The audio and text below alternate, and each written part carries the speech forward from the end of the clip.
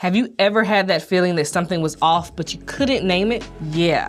For years, I didn't know that it was narcissistic parenting that was giving me that feeling. And I definitely didn't recognize how much of my life it was controlling. I'm gonna share 3 core areas of my life that were negatively impacted, so you can take an honest look at yours and begin healing from this crappy way of being raised. Because it's time to take your life back. The first area that I want to focus on is friendships. It took me a while to recognize how being raised by a narcissistic parent had impacted my friendships. I knew it was something, but I couldn't quite put my finger on it. As a result of the relational dynamic that I have with my narcissistic mother, I recognized that the friendships that I had, I was choosing a lot of people who were emotionally unavailable. And that can be a hard thing to admit, but we gotta start somewhere. I really started to recognize this pattern of the friends that were in my life when I started to untether from my narcissistic parent. As I began to heal, I started to feel this pull inside of me that I needed more from my friendships. And so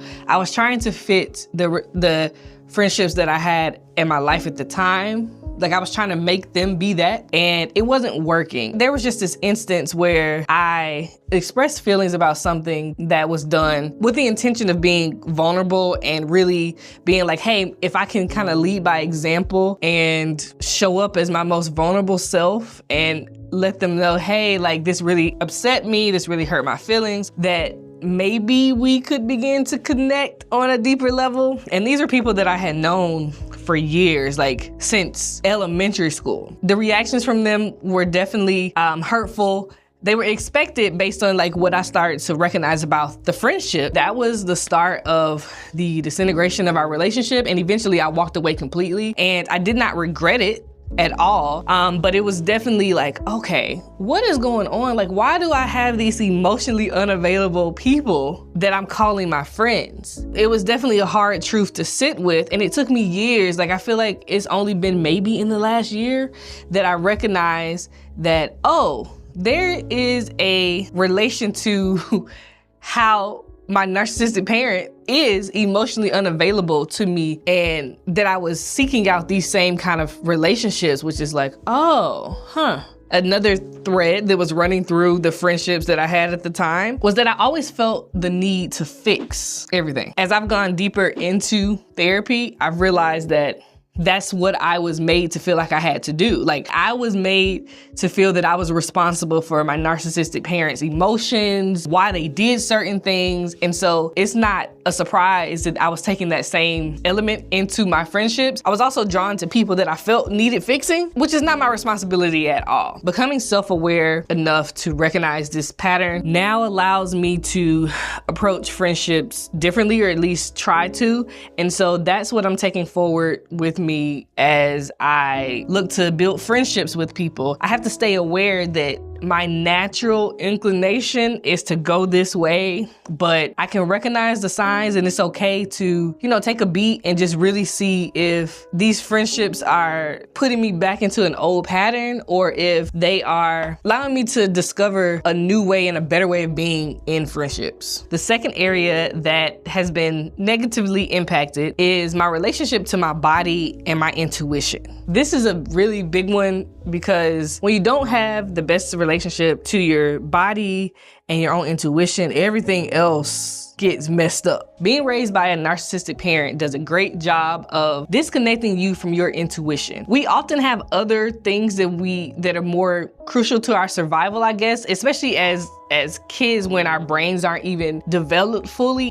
Kids aren't able to process things the way that adults can. If you're put into survival mode because you have to tiptoe around your parent, they're putting all of their gripes and everything on you, and you have to become the parent even though you're the child, it's really hard to build a relationship with your intuition, and it's definitely not encouraged to listen to yourself. If that's the message that you're continuously getting, you learn to not listen to that voice and that gut feeling that you have. Not being in step with your intuition greatly impacts every area of your life, from the smallest things to the largest things. You probably end up doing a lot of things that you actually didn't even want. And instead of living your own life, you're living your life according to what your narcissistic parent has conditioned you to do and to be, which is the goal. You know, like that's exactly how those relationships work. Narcissistic parents really don't look at us as our own individual beings. We're looked at as replicas of them, which is really weird and like very unfortunate, but that's the reality of it. Not being in touch with my intuition also leads to not being in lockstep with my body and believing things that other people said about my body and not trusting my body to take care of me. The third area that was negatively impacted is my relationship to success. And for this instance, I'm defining success as finances and career. I shared a brief kind of history of my work experiences in my video about how growing up with a narcissistic mother shattered my self-trust. If you did watch that, you do have the context. If you haven't watched that, please be sure to watch that after you finish this video. Considering that a lot of my early work experiences were so negative and I was put down for so many of my thoughts, and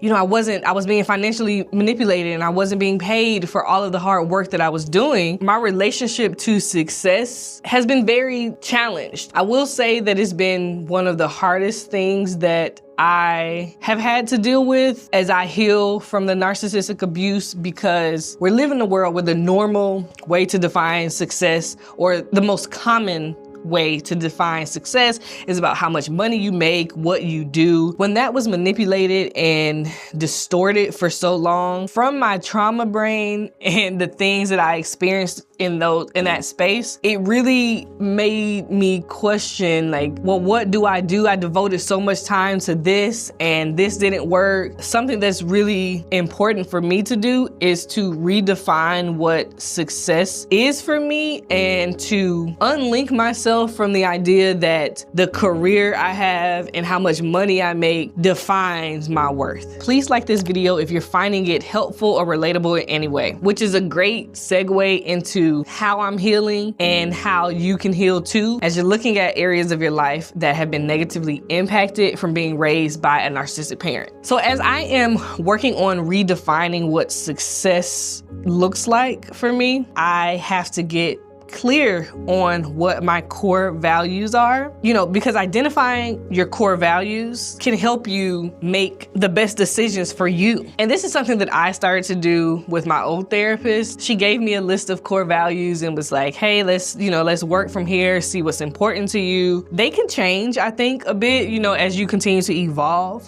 But for me right now, a lot of them are staying the same. And it's interesting because when you identify your core values, you'll probably start to realize that the areas of your life that aren't in line with that, and you're like, oh, okay, how can I get into alignment with these? And it's definitely not easy. I think facing the reality that some of the things that maybe you've been chasing actually aren't that important to you can be a tough pill to swallow, but it's a necessary thing to do because I want to live my most authentic life, and I really encourage everybody to live their most authentic life, because what in the world is the point if you aren't living that way? But that's also something I'm continuing with my current trauma therapist, and really just making sure that the choices that I am making are in line with that. That's how I am working to redefine what success is so that I can rebuild my relationship with it. Rebuilding my relationship with my body and my intuition looks like honoring myself when I'm tired and trying not to overanalyze, like, why are you tired? You shouldn't be tired, and just resting. Even if it's just for like 15 minutes. The feeling of being tired and exhausted and just ignoring that is very, very familiar for me. I don't always get it right, of course, you know, but the more I do it, the more automatic it becomes. Another way that I'm honoring my body is really working to move it again. I share dance videos, so if you're into dancing, please check those out. But that's one of the ways that I am working to rebuild my relationship with my body. But those are some of the small steps I'm taking. Intuition-wise, if I get a gut feeling, I am working on taking the leap when I get it. And then having it proven to me that, oh yeah, this was good. This was great that you listened to this. A recent time was when I decided to share some of my story about being raised by a narcissistic mother. I've been creating videos on YouTube for a year, and I've been thinking about it the whole time, but I'm like, I don't know, and I woke up with the intention of filming a totally different video, but I wasn't feeling it. And I said, but I can tell this story. And I just felt that it was time to do it. And I did it.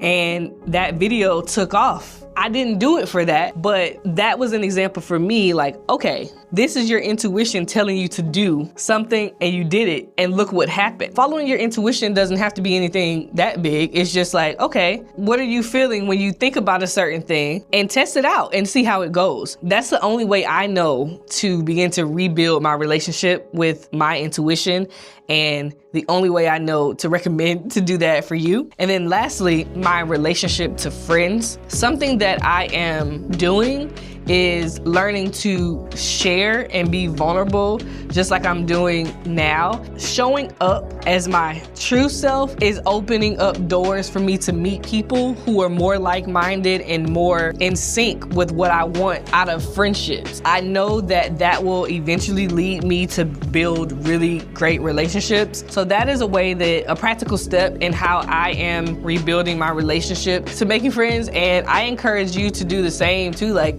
there's no need to be out here pretending, especially if you want deeper relationships. Thanks again for watching this video. I hope that it has been helpful for you. That is my goal in sharing all of the things that I have learned through my experience of being raised by a narcissistic parent, and things that I'm continuing to learn as I'm healing myself. Next week, I have a video coming talking about the narcissistic parent's favorite weapon and how it actually works. So stay tuned for that, and I will see you next week.